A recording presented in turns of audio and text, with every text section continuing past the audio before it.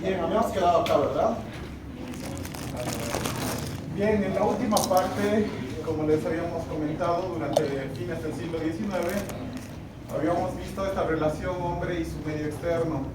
Es decir, el hombre entraba a la selva y salía con picaduras, mordeduras, y no veíamos que nosotros éramos los invasores, sino más bien estábamos colonizando.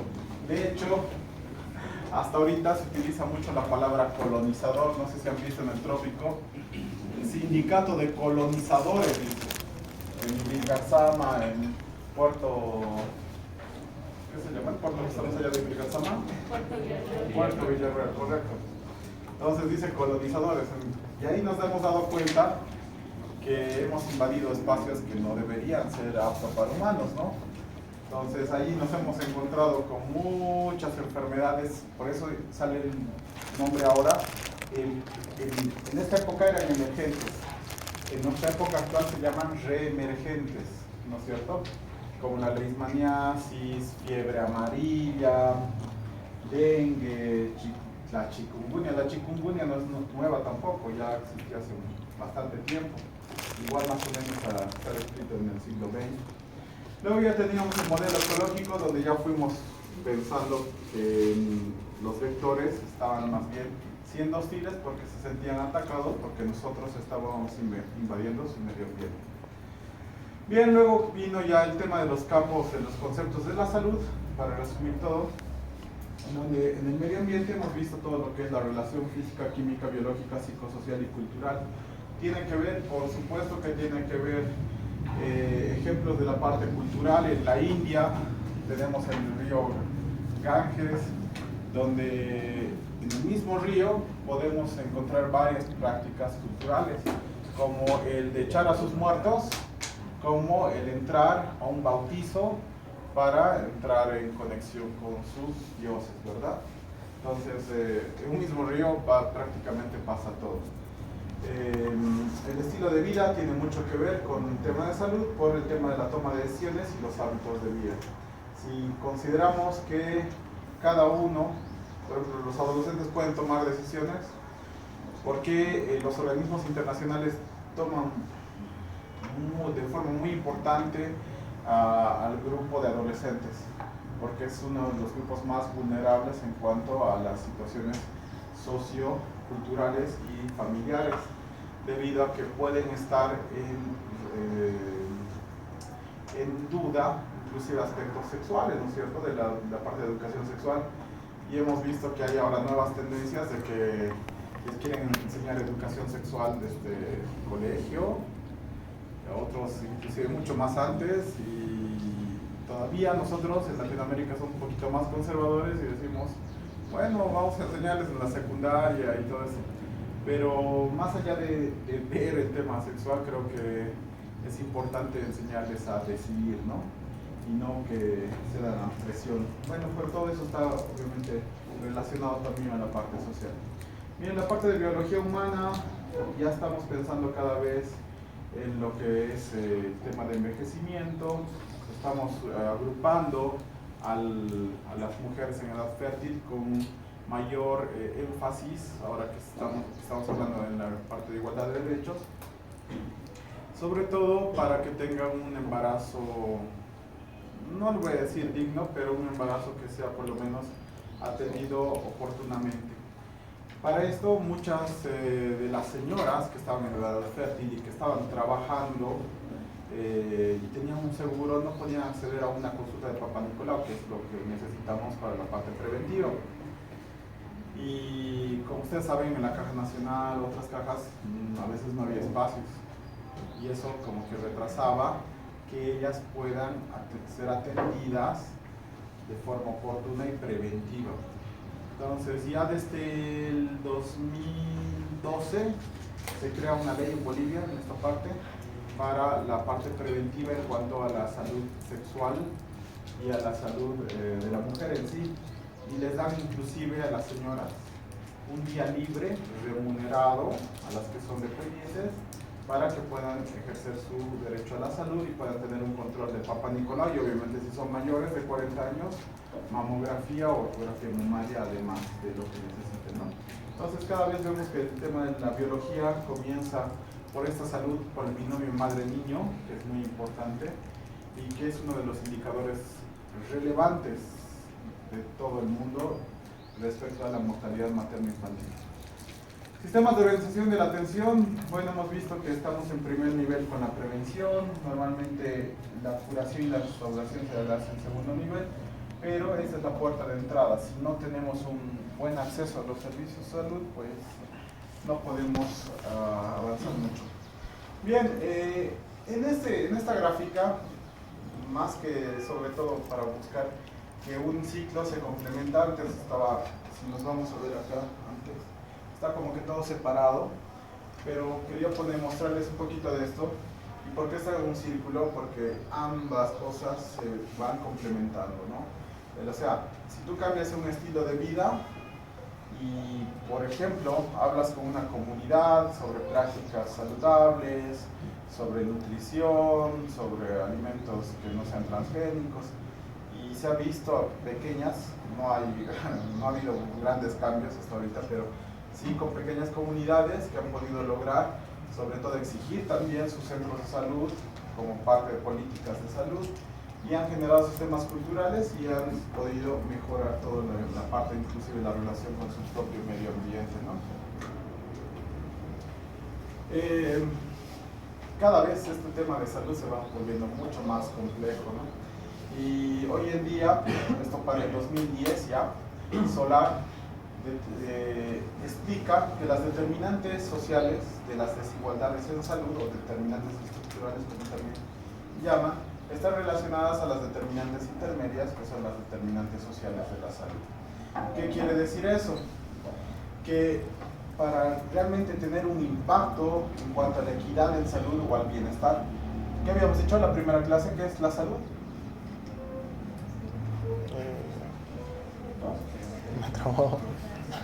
Completo estado de bienestar, físico, mental y Bien. Entonces un estado de bienestar físico y muy bien. Entonces eso es lo que buscamos nosotros como médicos, como el personal de salud que nos acompaña, ¿verdad? Con todo el equipo. Buscar tener esta palabrita, un bienestar. Pero este bienestar no se acompaña pues a te he curado de tu gastritis, estás listo, puedes salir a beber ahora cuando tú quieras. Pues no. Tenemos que retroceder un poco más, y esto ya está relacionado ampliamente a los contextos socioeconómicos, políticos, es decir, desde la gobernanza, que la gobernanza la hacemos nosotros también al ejercer nuestro derecho ciudadano. Las políticas macroeconómicas, es decir, cuál es la opción de trabajo regular que tenemos en nuestros países. En Bolivia el trabajo regular más o menos se puede alcanzar un 30%, es decir, de cada 10 personas, 3 tienen un trabajo fijo. Las otras 7 están con trabajo informal, es decir, son comerciantes, están trayendo contrabando, están trayendo, no sé, están tratando de buscar la vida, como dicen, ¿no? Y lo mismo está pasando en varios países, ¿no?, de Latinoamérica. Las políticas sociales han visto claramente lo que ha pasado con la Argentina. Han visto el efecto de la Argentina.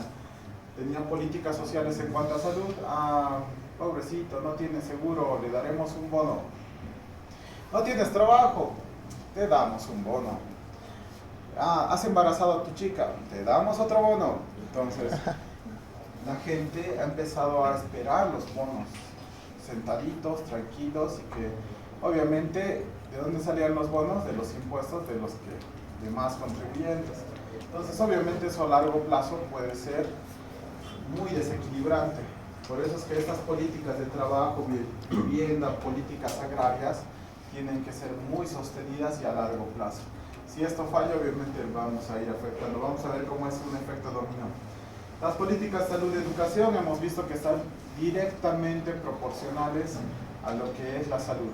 Si tengo una mamá que tiene un grado de educación superior, tenemos la certeza de que va a tener por lo menos mayor cuidado con sus niños en cuanto a cosas tan simples como el lavado de manos, el lavado de su salud oral, o sea, de sus dientecitos, hacerlos dormir muy bien.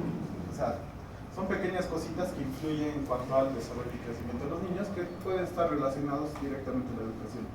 Y bueno, la cultura y las normas y los valores sociales, eso ya está acatado por cada sociedad. Si han visitado otras ciudades de Bolivia, hasta a pesar de que somos un mismo estado, tenemos tradiciones bastante diferentes de un lado al otro, ¿no es cierto? Los paceños son diferentes, los cruceños son diferentes, los cauchambinos de la misma forma. Entonces cada uno tiene sus propias peculiaridades respecto a su cultura y a sus normas de vida, ¿no es cierto? Algo que es muy agradable, por ejemplo, de la gente cruceña, como dicen, la ley del cruceño es la hospitalidad. Y cuando vas a Santa Cruz realmente te sientes muy bienvenido, porque la gente que va allá, por lo menos cuando voy a dar posgrados, terminamos siempre un churrasco. O sea, es como que algo muy común entre ellos, ¿está bien? Y así pues hay muchos valores que se van inculcando desde pequeños, y por ejemplo el hecho de ser solidarios, cada lugar tiene sus propias características. Bien, en cuanto a esto, miren, hay unas flechitas que van y vienen, y como les decía, ya va relacionando cada vez determinantes de desigualdad con determinantes intermedias, y vamos relacionando la posición socioeconómica, la estructura social, la clase social, la educación, ocupación, ingresos, como una correlación al sistema de salud. ¿Qué quiere decir esto? Es algo bastante simple, parece un poco complejo, pero es bastante simple. Quien tiene plata puede acceder al sistema privado de salud, ¿cierto? No. Fácil. Quien estaba enfermo en COVID en las primeras 2 horas y necesitaba tomografía, tranquilamente se hacía. Es más, me hago una tomografía de control. ¿Por qué? Porque como tenía bastantes recursos económicos, el acceder a la parte privada no es problema. Pero para el resto de las personas que de repente, vamos a poner 2 grupos aquí, un grupo de esas personas que están trabajando todo el día y que no les dan permiso ni siquiera para ir al baño, esas personas, pues por la ocupación, por el tipo de trabajo, a veces ni siquiera les dan permiso para el tema de salud. Y el otro espacio, más bien las personas que tienen inclusive un seguro, de las pocas personas que tienen un seguro, pues a veces el seguro es como la caja y a veces no hay espacio. Entonces eso se llama oportunidad durante la atención médica. Entonces, por eso hay hasta un chiste, ¿no? Que dicen, ¿qué tengo que hacer? ¿Me tengo que morir para que me atiendan? Han debido escuchar esa frase que es clásica. Pero si nos ponemos desde el lugar del paciente, un paciente que está con dolor abdominal 1 semana, está vomitando, ligeramente ictérico, y el dolor cada vez se vuelve mucho más fuerte, ya no cede con antiespasmódicos, ¿qué va a necesitar? No va a necesitar del apoyo de la enfermera, no va a necesitar quirófano. Entonces, eso obviamente sí, y lamentablemente, por este factor de la cultura, dicen, no te quiere atender ese médico, anda nomás pues a donde el chamán del pueblo, te va a atender bien, él te va a abrazar, pero te va a cobrar 100 pesitos nomás, no te va a cobrar 200 como es de blanquito, ¿no? Entonces, la gente obviamente, al no tener otras opciones, va y el brujo, chamán, ¿qué más les decimos?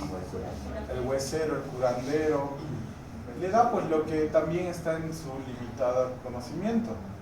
Tomate, pepas de zapallo, ¿qué más han escuchado, por ejemplo?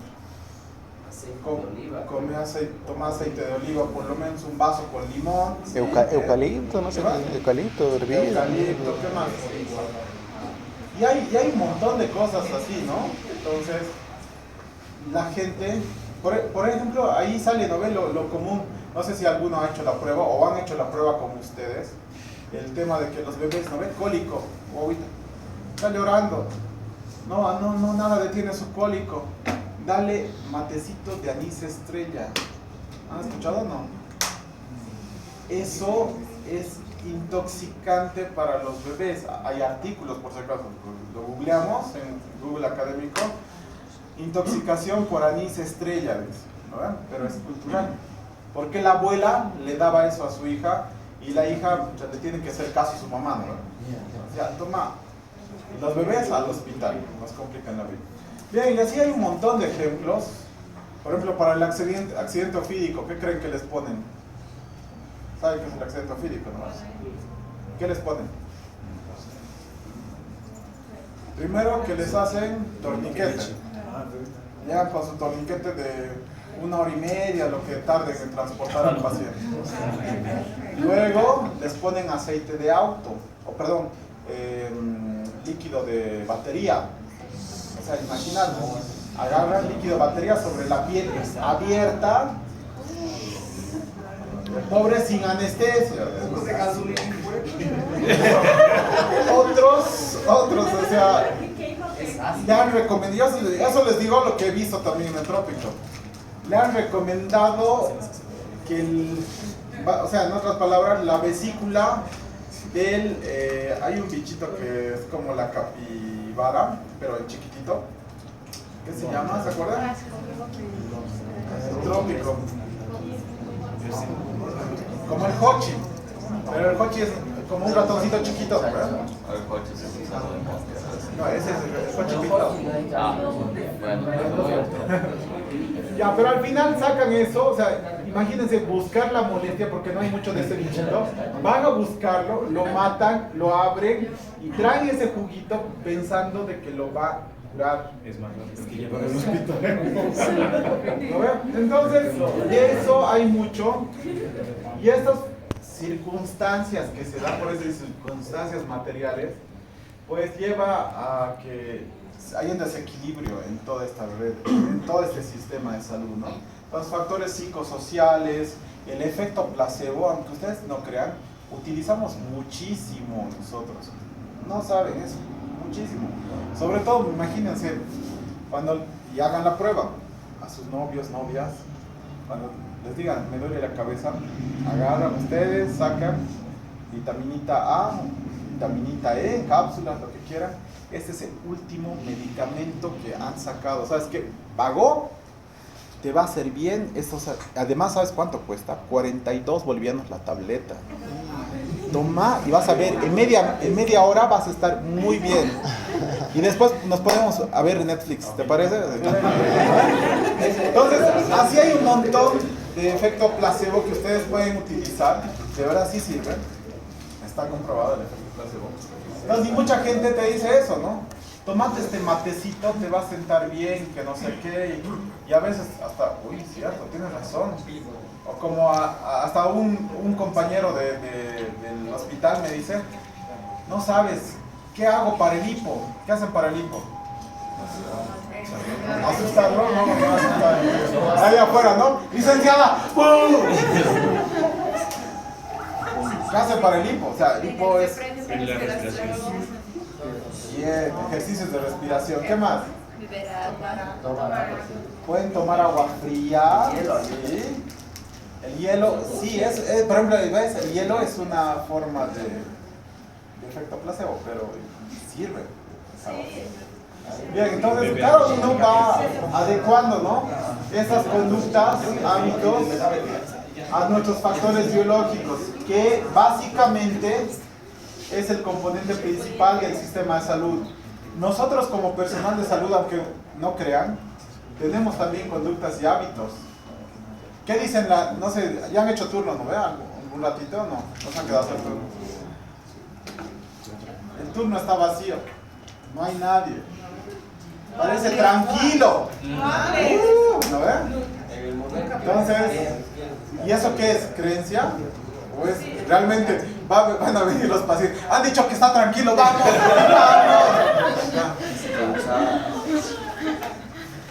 Y lo clásico, fíjense, atrás de la puerta de emergencias hay escobas. Y escobas al revés, como si fueran a ese estacionamiento de las brujas. ¿O qué?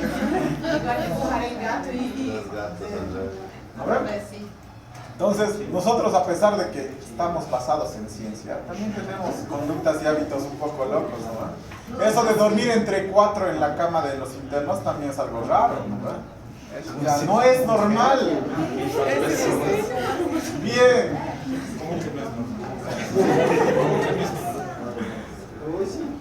Bien, hasta aquí, ¿lo tienen claro?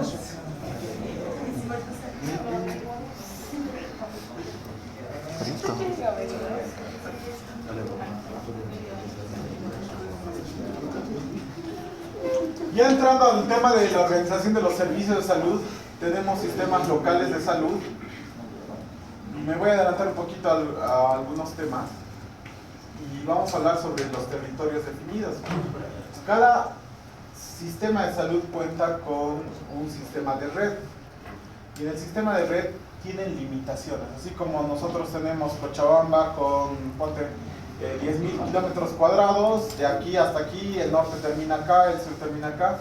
Lo mismo para un sistema de salud definido, tenemos un territorio muy bien definido, una población de responsabilidad, te dicen, usted está a cargo de 10.843 habitantes, de los cuales 8.000 son mujeres en edad fértil, 3.000 niños y nada.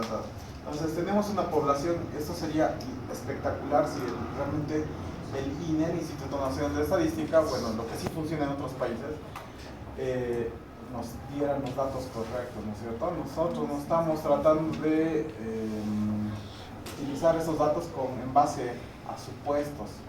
Suponemos que en Sacaba existen 10.000 habitantes, entonces suponemos nosotros que vamos a comprar 10.000 vacunas para 10.000 habitantes. Pero resulta que durante los últimos 2 meses hubo una migración y que todos vinieron por Navidad y ya no me alcanzan las 10.000 vacunas.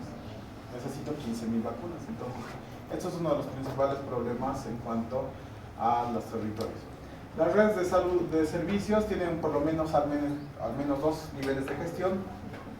Tiene un primer nivel por los centros de salud y un segundo nivel que es un hospital de referencia, ¿verdad?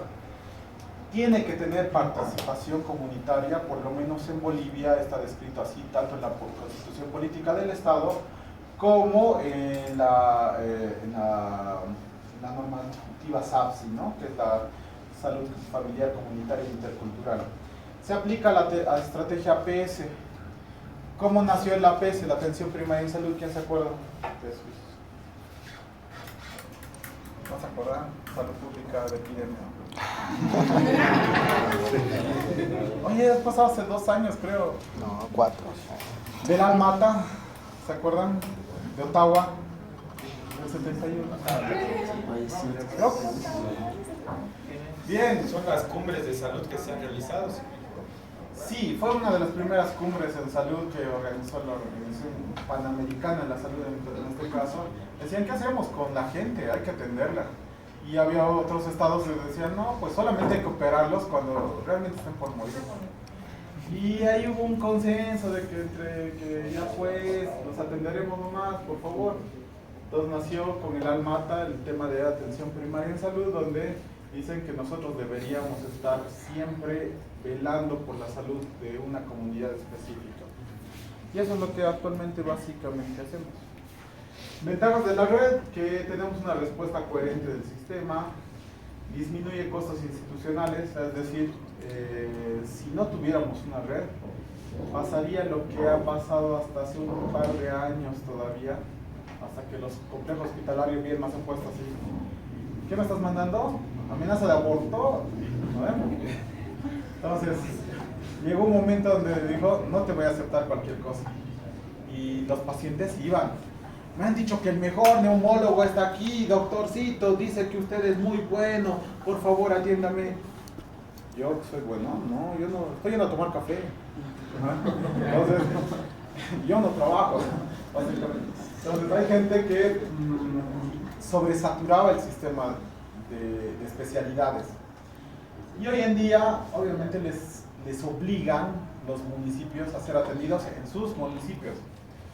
¿Qué quiere decir eso?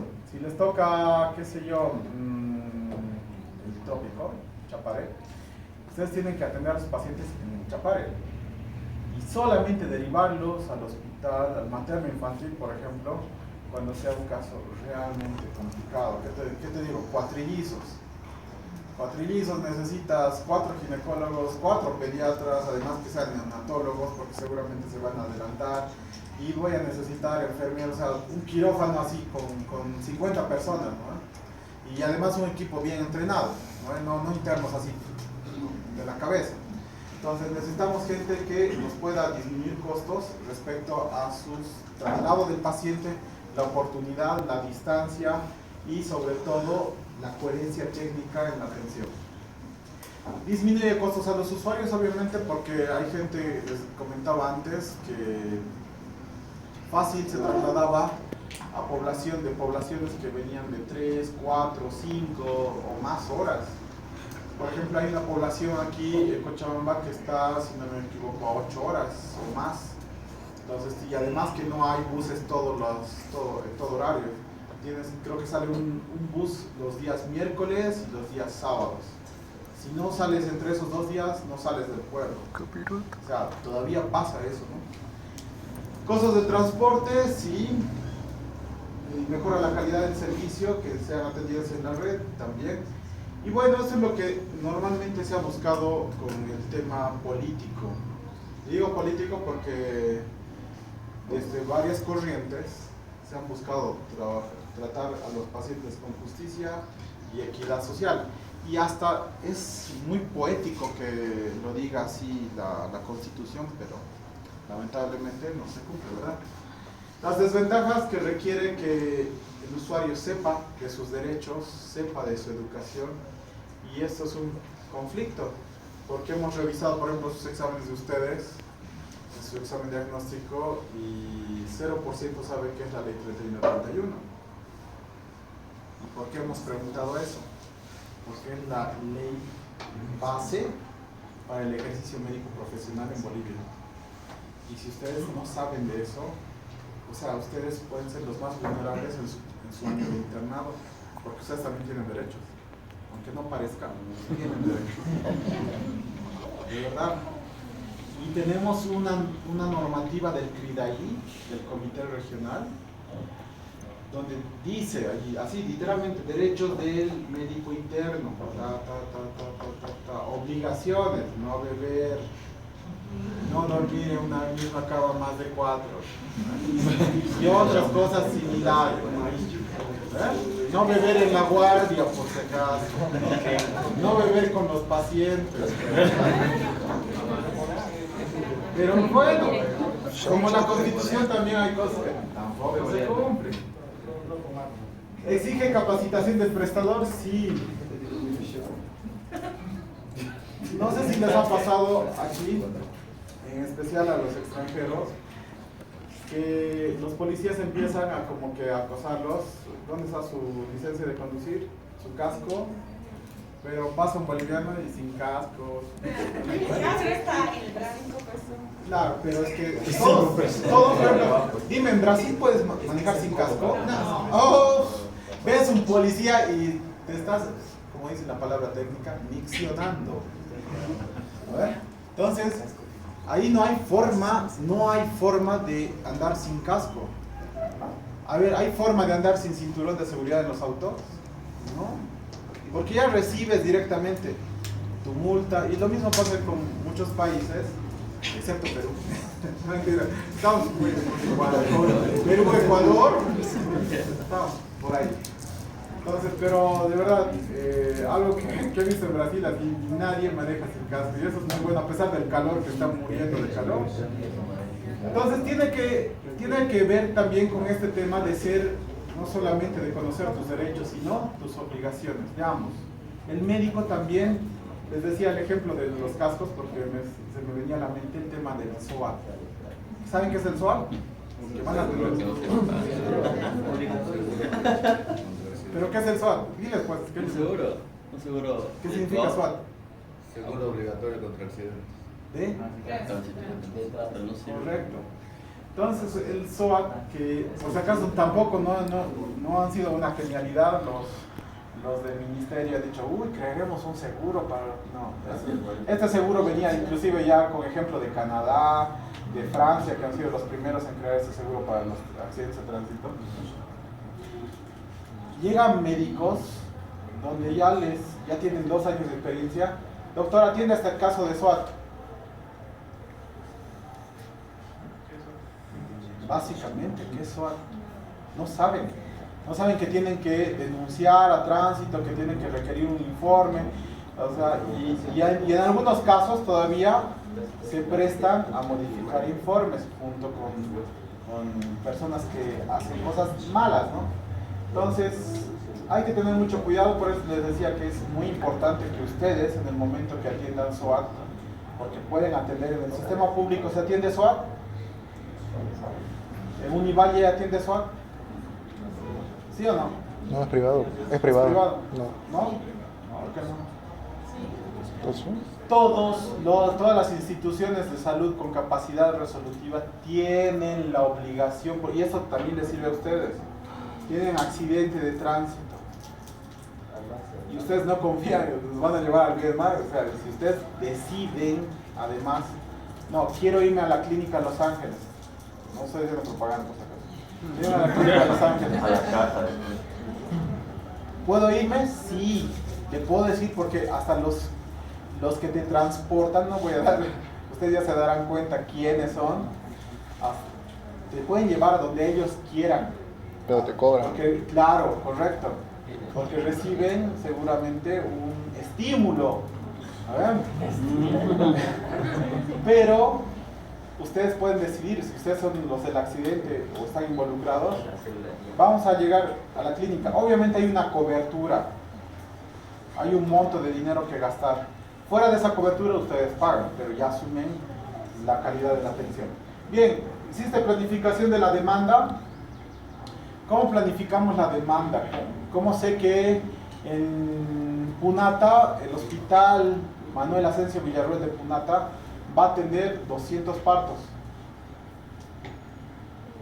100 cesáreas? Una pregunta con respecto al otro tema que estaba hablando del SWAT. Si viene, digamos, un paciente así en accidente y no es propietario del vehículo, porque a veces aquí en Bolivia no hacen el traspaso, el cambio de nombre, ¿no? Ahí muere todo, ¿no? Porque no puede recibir el seguro si en caso, digamos, el vehículo no está a nombre de él o si el vehículo es de su hermano. No, igual recibe... Creo que no se puede. No, igual recibe... Creo que es por el auto, ¿no? Claro, También solamente está dentro, ¿no? lo que se necesita es que el vehículo involucrado tenga SWAT. Y eso ahora, digo, gracias a la iluminación de alguien, ya agarras, pones tu placa y hay una aplicación donde dice, sí, tiene SWAT. O sea, ya. Sí. O sea, antes tenías que ir a la policía, pedirles, por favorcito, me lo puede investigar, y el de la policía estaba así. Sí, literalmente. Bueno, Es utopía. entonces, exacto, como su toque. Pasa eso. Realmente algunas instituciones han burocratizado tanto, donde se vuelve tan lenta la atención, y a veces nos incluimos nosotros, que en emergencia deberíamos actuar así, pero estamos esperando, a ver, ¿y su seguro? A ver, ¿tiene licencia? A nosotros no nos debe interesar, lo atendemos y ya, pero necesitamos agilizar eso, ¿verdad? Estamos en cómo calculamos el tema de las consultas o de las cesáreas o de los partos o de cuántos niños tenemos que vacunar en menores de 5 años. ¿Cómo hacemos? Tiene los insumos para hacerlo. Exacto, ¿cómo calculamos los insumos? Pues dependiendo la demanda que quieras tener. Si les dicen que tengan 200 partos, pues deberían tener los insumos para 200. Bien. Incluso un poco más. Debería pasar lo mismo que aquí. No estamos criticando a la universidad, paguen sus lugares. Tenemos un límite de aula de 50 estudiantes. Límite. O sea, es el límite, ¿eh? Y tenemos una capacidad de aula de 4800 en promedio. Entonces, como han visto hoy día, un compañero no tenía asiento. Varios. Ejemplos, ¿no? Entonces, eso es una inadecuada, es el mejor ejemplo de inadecuada planificación. Si yo quiero tener, mi capacidad máxima es 50 camas en el hospital, no puedo atender pues 62 pacientes, ¿no ve? Y decir, señora, por favor, a usted le va a tocar en el suelo. Aquel del fondo tampoco me cae, igual al suelo. A la enfermera, aquella señorita, había sido mi prima, por favor, dale la suite. No puede pasar esas cosas. Entonces, todo depende de la planificación hospitalaria. Y de eso vamos a hablar también en el transcurso del semestre. Bien, el tema de transporte, comunicación eficiente, ese es un tema muy bonito en seguridad del paciente, porque el transporte no solamente va desde llevarlo desde la casita hasta el hospital, sino que dentro del mismo hospital llevarlo desde su camita hasta un servicio y devolverlo sanito y salvo. De verdad parece algo sencillo, pero hay gente que, camilleros internos que han hecho caer niños, han hecho caer pacientes, el paciente ha convulsionado en el transcurso, por eso, o sea, parece un chiste, ¿no? Qué difícil es llevar una silla de ruedas, pero qué difícil había sido cuando no te has enterado que ese paciente tiene convulsiones, y justo que lo estaban llevando, le habían dado tarde su carbamazepina, y empezó a convulsionar. Y se fue de frente, se golpeó la cabeza, se hizo un TEC, o sea, y el interno, ¿qué le doy? ¿Qué le doy? ¡Doctor! Bueno, entonces, esto es muy importante, el tema de transporte. Y el tema de la comunicación aún más. Por eso les decía, hay una estrategia militar que han hecho los SEAL de Estados Unidos, los marinos, que era ese cambio fuera, que parece así tan obsoleto, es muy importante. Doctor, le voy a aplicar metamizol sódico 1 gramo endovenoso diluido. ¿Es correcto? Sí, es correcto. Listo. Ahí murió. Pero si solamente leo metamizol, no he escrito nada más, y yo pues de repente le pongo dipirona, ¿es lo mismo? ¿Sí o no? Es metamizol sódico. Correcto, es lo mismo.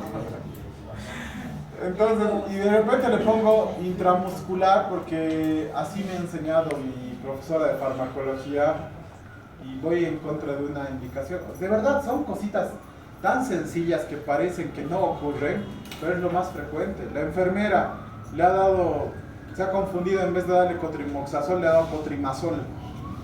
O sea, de repente la enfermera tiene dificultad o trastornos del déficit de atención y de repente nunca se ha diagnosticado la enfermera y va cambiando las palabras o alguna cosa así. Puede pasar, o de repente nosotros también podemos tener algo así y no nos damos cuenta y escribimos mal las cosas, o no, o alguien nunca se ha equivocado al escribir. Bien, en cuanto a los niveles operacionales, primer nivel ocupa del 80 al 85%, segundo nivel del 10 al 15%, y el último nivel ocupa generalmente el 5%. En primer nivel está todo lo que es APS, Atención Primaria en Salud, el centro de salud. El primer nivel debe absorber, debe recibir todas las atenciones necesarias y requeridas, debe analizar las necesidades de la población que ha sido asignada. Y el segundo nivel tiene que ser un segundo nivel de resolución. Aquí, por ejemplo, inicia una amenaza de aborto, paciente con 16 semanas, escaso sangrado, tiene que ser manejado por primero o segundo nivel.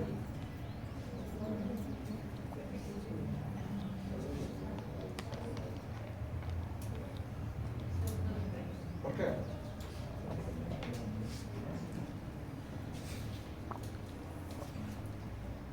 Debemos traer un peluche así para lanzar. Ahora con respeto, ¿no veas? Ya antes lanzaban la almohadilla de... Ahora con respeto un peluchito así, por favor, respóndelo. Tal vez sería por los especialistas que van a ver en el segundo turno. Ya, pero... Está bien.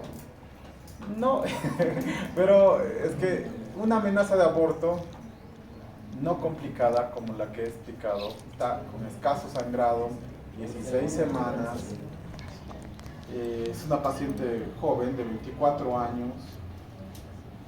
¿Requiere realmente ir a un segundo nivel? Por eso. No, ¿verdad? ¿Cuál es el manejo? A ver, vamos a recordar un poquito de gineco. ¿Cuál es el manejo de la amenaza de aborto? Compañera. No me miras feo. No, eso no. Tú sí sabes. ¿No te acuerdas?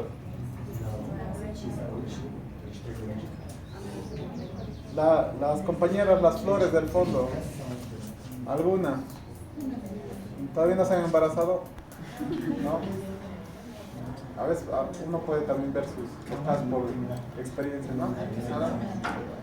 Allá atrás, la compañera de negro, la compañera de blanco. ¿Nadie? Está en quinto año, me va a dar ataque. ¿Sí hay qué? No. Amenaza de aborto. Ligero dolor abdominal, ligero. Escaso sangrado. ¿Verdad? Hagan preguntas, vamos, vamos. Imagínense junta médica con 50 médicos y nadie. Te fallé, Diosito, te fallé.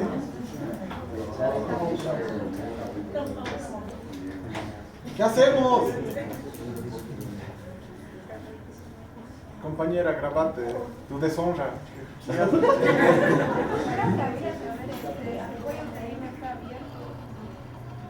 Ya, harías un tacto, ¿sí?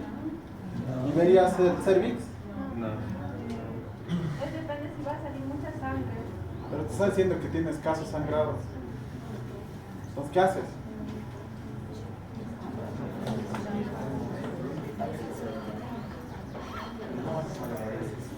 Ya, grabate. No, acordate de...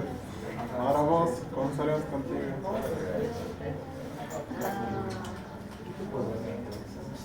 Para empezar, como medida paliativa podía indicar a la paciente reposo absoluto, que no haga esfuerzo ni demás. A ver, escucharemos a la compañera. Ha dado una primera indicación, reposo absoluto.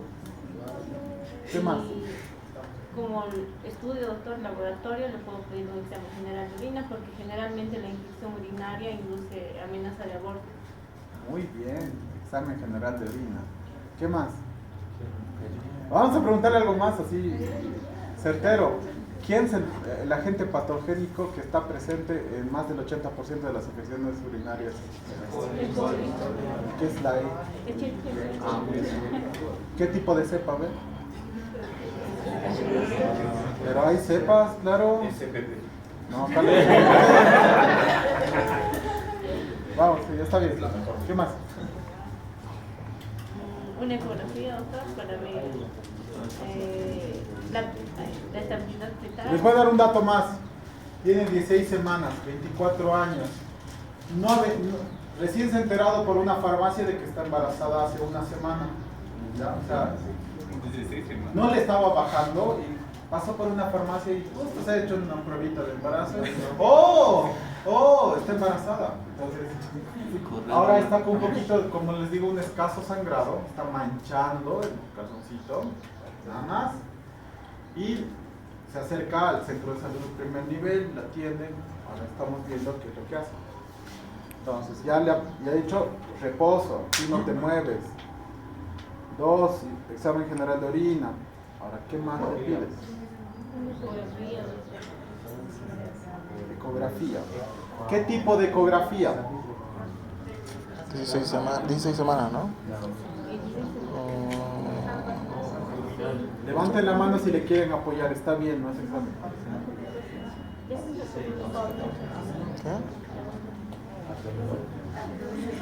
Según su fecha de última menstruación estaría con 16 semanas. No sabemos si ese dato es certero. Entonces, ¿qué le pedirían aparte? Ya tiene una prueba de embarazo positiva de farmacia. De ecografía, doctor, para determinar la ¿Qué tipo de ecografía está bien? Por si acaso, esto es algo común en el hospital, ¿ya? Cuando ustedes digan, ¿qué le piden? Ecografía. ¿Dónde vives? En Cochabamba.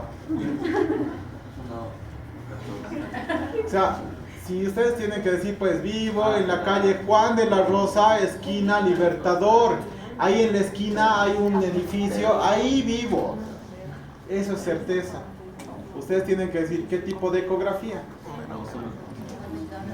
No, la pélvica no. No, es tranquilo. Ya les explico las tres diferencias de los que están pidiendo. La pélvica, el transductor va por encima de la piel, ¿sí? ¿Correcto? Ya. La pélvica además requiere preparación. Tienes que tomar 1,5 litros de agua 90 minutos antes. La sonda se vuelve mucho más difícil de ver al bebé, si estuviera. Ya. Entonces, una transvaginal me da una certeza porque está entrando. ¿Por dónde? Transvaginal, muy bien. Ahora, ¿cuál es la diferencia entre lo que me dicen la de marcadores cromosómicos? Bien, la de marcadores cromosómicos se puede hacer con la transvaginal también, porque solamente es el cambio de transductor, ¿sí? El que tiene más certeza es el transvaginal. Ahora, necesitamos un equipo un poquito más complejo para ver los 4 marcadores cromosómicos para prevenir, pero estamos esperanzados primero en que no esté en sus 16 semanas, de repente esté con un poco menos de tiempo, pero primero necesitamos una ecografía transvaginal común y corriente, nada más. ¿Un aborto o una amenaza de aborto se puede pedir? Sí se puede pedir, ¿sí? Inclusive con la transvaginal medimos el tamaño del cuello cervical, ¿cierto? Entonces, ¿se puede pedir? Sí se puede pedir. A menos que ya esté un aborto en curso, ahí obviamente ya no me es útil, ¿no ve? La transvaginal, porque puede más bien empeorar el cuadro. Bien, ¿qué más pedirías?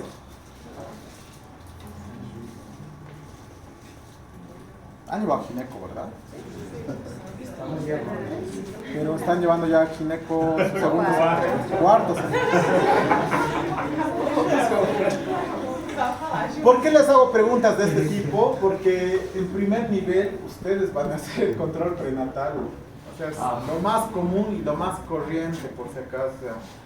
Y el primer encuentro entre el paciente ginecobstétrico y ustedes tienen que manejar bien el protocolo. ¿Y el protocolo qué pide? Hemograma, creatinina, glicemia, ¿qué más? Examen general de orina. Vamos. La primera, Sí. grupo impactor. Correcto. VIH, ¿qué más? Prueba de COVID. Chagas. Prueba de COVID. ¿Qué se llaman eso? El grupo TOR, Antígeno ¿verdad? nasal. Bien. Antígeno nasal también. ¿Antígenos qué? Antígeno nasal también pidió.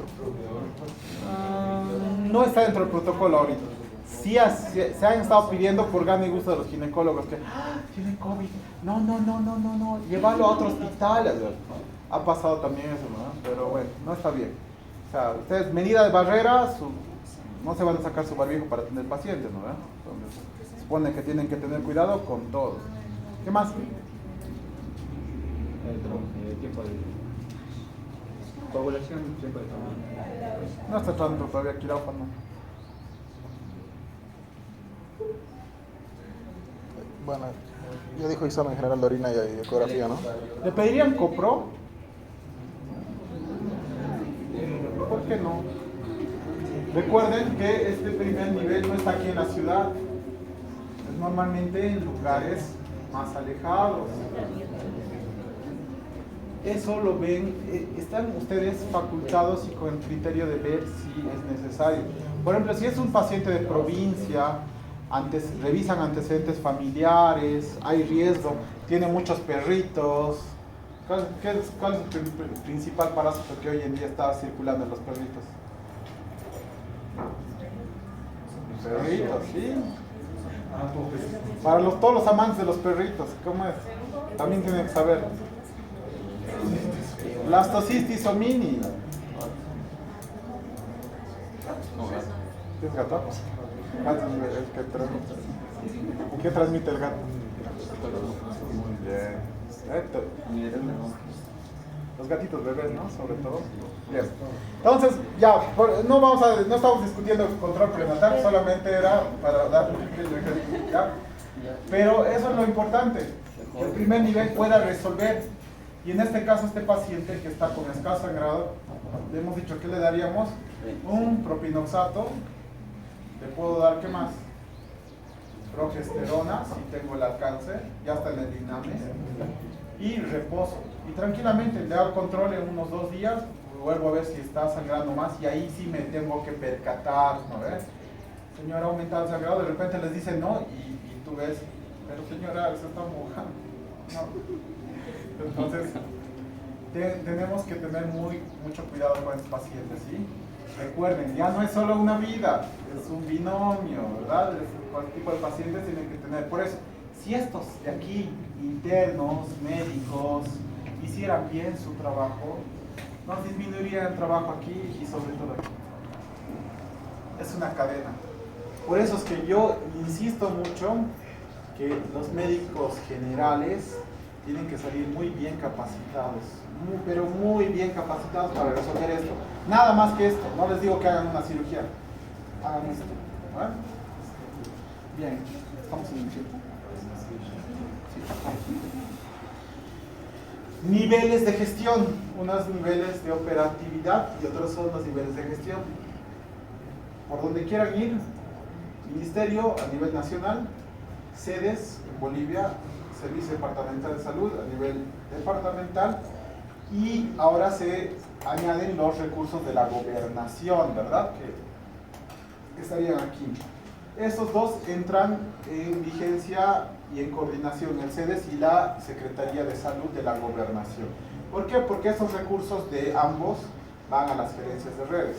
Sobre todo los recursos de la Gobernación van hacia los hospitales del tercer nivel que están en los departamentos.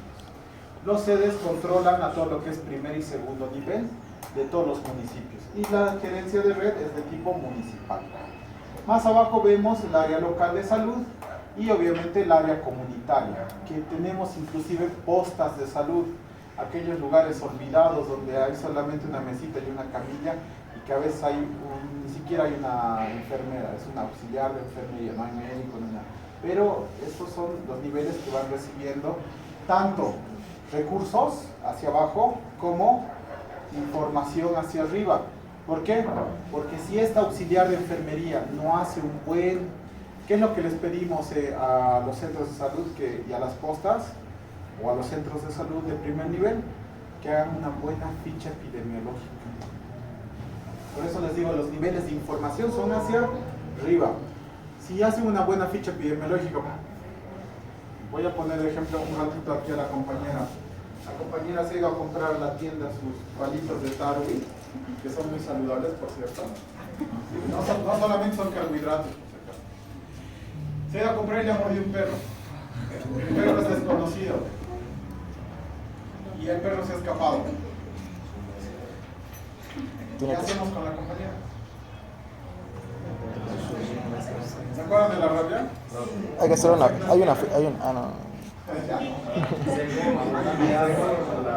¿Cómo se clasifica la rabia? Rapidito. Sin rabia, con rabia. Está cerca, la tóxica es riesgoso. No, la rabia es simple. Urbano y... ¿Qué más? Rural.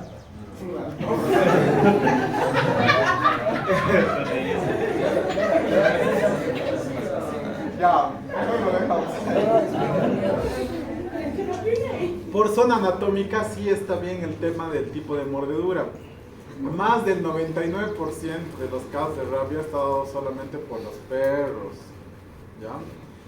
Y en casos aislados por animales salvajes, no rurales, para animales salvajes sí se ha dado rabia, por ejemplo, por murciélagos y, por ejemplo, se dice en la literatura, no sé si han encontrado, yo he buscado como 3 libros, porque era una buena pregunta para el examen de grado. ¿Las ratas transmiten rabia? Sí. Ah, sí. Muéstrame a ver. Para el lunes, ¿quién me han dicho así? Sean valientes. ¿Quiénes han dicho así? ¿No? Ya, los dos van a buscar para el lunes en algún libro que diga que las ratas transmiten rabia. Es algo muy interesante. En YouTube. Buscan, tranquilos, no hay problema. Vamos a resolver. De repente algo ahora y encuentran. Pero la mayoría de la literatura dice que los perros sí transmiten la rabia. Los gatos, por ejemplo, dicen que es muy extraño que entren al ciclo de transmisión. Luego los murciélagos sí. Y luego viene la clasificación que es por el orden topográfico. Es decir, mientras más cerca, más riesgo. ¿Cuáles son los lugares de riesgo? 3 lugares de riesgo, rapidito. Eso es de la tóxica, ya te he dicho. Manos, sí tiene razón el compañero, cuello y cara, o la cabeza. Entonces, esos sí son lugares de riesgo. Los demás, sí, ya podemos esperar. Pero aquí el riesgo, lo que les decía en esta lámina, que la información tiene que ser así, rapidísima. Si tuviéramos un brote ahorita de alguna enfermedad, por ejemplo una fiebre hemorrágica, esto tiene que pues funcionar así y tiene que estar al día siguiente la información en el ministerio para que hagan un cerco epidemiológico, lo que a veces no hubo. Entonces, ha pasado que algún interno ha hecho su ficha epidemiológica, llena bien, te preguntan, ¿tu casa es de adobe, de ladrillo? ¿Pones papá? Chuñón, y llena toda su historia bien, y se olvida poner en la ficha epidemiológica referencia de la dirección, número de teléfono. Resulta que el examen patológico del perrito era positivo para rabia, tratan de ubicarla a la paciente, no llaman. ¿Cómo ubicarla? La paciente se muere, interna, hacen un proceso penal al médico, que es el responsable, y esto ha pasado por si acaso, y buscan a los internos para suspenderle su licencia. Entonces, puede pasar, por eso les digo, es muy importante que llenen todos los detalles. Los papeles, lamentablemente, son los papeles y hay que llenarlos. Ya, solamente como. Bien, estamos en 8:20, ¿está bien? Eso es lo que les he dicho rapidito, el primer nivel de atención, lo voy a volver a repetir rápido. Puerta de entrada del sistema de salud, ¿cuánto es el porcentaje? 85. Hasta 85%, muy bien.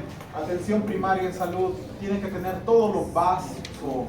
O sea, ¿qué quiero decir? Infecciones respiratorias agudas, enfermedades diarreicas agudas y todo lo básico. El manejo de patología prevalente. ¿Qué quiere decir patología prevalente? ¿Dónde está mi compañero de allá? El último. Sí. ¿No te acuerdas? La del lado. ¿No te acuerdas tampoco? Ya, tú vas a averiguar la diferencia entre prevalencia e incidencia para el diagnóstico. ¿De acuerdo? Ya me acuerdo. ¿Qué es la prevalencia? Que la enfermedad va a estar en un determinado tiempo de este mes, por ejemplo, dentro del mes nomás. Dentro del mes estás inventando, ¿no? Este primer nivel hace función de filtro. Es muy importante por si acaso. No quiero molestarlos, pero les vamos a ir dando tareitas a los compañeros para que nos vayan explicando la diferencia entre prevalencia e incidencia. Porque de ahora en adelante, si les damos artículos, esos términos son los más comunes que pueden. Y si ustedes no pueden interpretar un término tan básico como qué es prevalencia, qué es incidencia, o sea, no van a poder interpretar la lectura y no va a ser fácil. Función de filtro, ¿qué quiere decir? Que es que como el mosquitero, ¿no? No deja entrar, y esto tiene que hacer esa misma función, no dejar entrar los casos complejos al primer nivel, y en caso contrario, no dejar pasar los casos que son sencillos de resolver, que tienen que resolverse en primer nivel. Síntesis de información, han visto que es consulta externa, la mayoría del centro de primer nivel. Relación con la comunidad, el médico tiene que estar relacionado a la comunidad y tiene que ir a buscar, hacen carpetas familiares, por eso les digo, aquí se aplica lo que es salud familiar, comunitaria e intercultural, o también llamada modelo SAPSI. Gestión compartida en el nivel local, se dice que el director tiene que estar muy en coordinación con el alcalde del municipio para que se generen recursos y se involucren recursos en el POA, en el Plan Operativo Anual. Y por último, eso también es muy importante, el sistema de referencia, resolución y retorno. ¿Qué quiere decir? No tengo una paciente de 38 semanas de embarazo, es podálico y obviamente ahorita no está en trabajo de parto. Entonces, ¿qué hago? Planifico, la tengo que llevar a un hospital de segundo nivel para resolver este caso, que seguramente va a ser una cesárea por el alto riesgo obstétrico, ¿no es cierto? Y una vez que le den de alta, regreso a mi lugar y yo tengo que hacerle seguimiento, ¿no es cierto? A todo lo que es el puerperio. ¿Cómo está ese bebé? Recibe inmunizaciones, ¿dónde? En mi centro de salud, no en el segundo nivel. ¿Sí? Eso se requiere. Esta última diapositiva, las ofertas de servicio, ¿qué es lo que ofrece? Señora, pase casero, consulta externa, medicina general, medicina familiar, enfermedades prevalentes, atención odontológica primaria. ¿Puede tener odontopediatra? Sí, puede tener odontopediatra. Medicamentos esenciales. Vamos a darle la tarea a las dos compañeras de al fondo, las compañeras Flores, para que el lunes nos digan cuáles son los medicamentos esenciales y cuál es la diferencia con los medicamentos básicos. Los laboratorios básicos, ¿de qué componentes estaríamos hablando en laboratorio básico?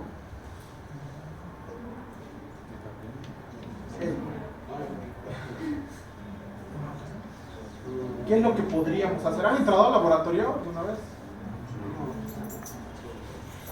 No se va a dejar Claro, es que lo mínimo deberían, yo pensé que han hecho por lo menos un hemograma o grupo. No han visto, pero es que eso se hace en micro. Es que eso, Han hecho microbiología, ¿verdad? la pandemia. Primero empezó con Evo, ¿no ve? Que ya la sacaron. Pero en la época 2019. del Evo no había clases. Claro. Por eso no hay que votar por Evo, ¿eh? Pero no, vámonos. No, pero vamos a hacer. Déjenme hablar con mi laboratorio para que vayamos haciendo un poquito de rotación, porque en campo, o sea, es necesario que por lo menos ustedes sepan utilizar el microscopio. De verdad. Ahí está por lo menos, ¿ven? Es que por ejemplo una vaciloscopía, si no hubiera el bioquímico, la tendrían que hacer ustedes y la pueden hacer ustedes. Utilizan el 100X y aceite de inmersión, una gotita y ya, y empiezan a buscar. Claro, En YouTube. pero es que en algunos centros de salud en Bolivia, si te mandan a un lugar muy lejos, a veces se sale el bioquímico y ¿qué vas a hacer? Tienes que hacerlo. Entonces, los laboratorios básicos, todo lo que se pueda ver por microscopio, así de simple. ¿Se puede hacer un hemograma? Sí. ¿Se puede hacer copro? Sí. ¿Se puede hacer vaciloscopía? Sí. ¿El examen general de orina se puede hacer en un laboratorio básico? Sí. Son tiras reactivas. ¿Se puede hacer prueba rápida de VIH? Sí. ¿COVID? ¿Han hecho COVID? Sí, sí. ¿Ya han hecho pruebas ustedes? Sí, pero no. ¿Les enseñamos a hacer pruebas de COVID? ¿Sí? ¿No? Vamos a tratar de hacer todo lo que se pueda, ¿ya? Pero de verdad, prueba COVID es lo más sencillo. Antígenos, prueba antigénica para COVID también es súper sencillo. Glicemia es súper sencillo. O sea, ustedes tienen que ser capísimos para hacer lo más básico. Atención de embarazo y parto, lo que les había dado el ejemplo. Enfermería, obviamente. Enfermería les va a ayudar sobre todo a canalizar, a poner sondas, pero también hay enfermeras. Y esto también tengan como recomendación. Cuando ustedes estén entrando en el internado, por lo menos su primera rotación, háganse amigos de las enfermeras. Les caen mal, las van a pasar negras. Así que lleven nomás su Coca-Colita para la enfermera. Emergencias básicas, obviamente tenemos que aprender todo lo que es soporte básico de vida, ¿no ven? ¿Han llevado material de soporte básico? No hay. No. Soporte básico de vida. Bueno, acciones de prevención y acciones de promoción, obviamente salir, por ejemplo, ¿qué se nos acerca? ¿Cuál es el próximo día que se nos acerca como acciones de promoción en salud? ¿El día del? No, es el no, vamos, aquí en Cochabamba, o sea, el día sí, pero las actividades, por eso les decía, de educación, van a realizarse recién el fin de semana. Entonces, O sea, no importa si el día ya ha pasado, pero traten de, por ejemplo, el día por los enfermos, por los niños con cáncer, o sea, hay que seguir trabajando, ¿va? Hay que seguir buscando medicamentos, analgésicos, o sea, en área que les guste a ustedes ayudar, háganlo, ¿no es cierto? Por ejemplo, en mi institución, yo estoy a cargo del día de VIH, todo diciembre, a pesar que el día se recuerda a él, 1 de diciembre. Estoy a cargo también del día de seguridad del paciente, entonces me encargo de trabajar. Y me encanta, por ejemplo, una línea que me gusta mucho es el uso racional de los antibióticos. Estoy muy a favor de solo utilizar cuando se debe. Y vamos a seguir tratando ese tema en las próximas clases.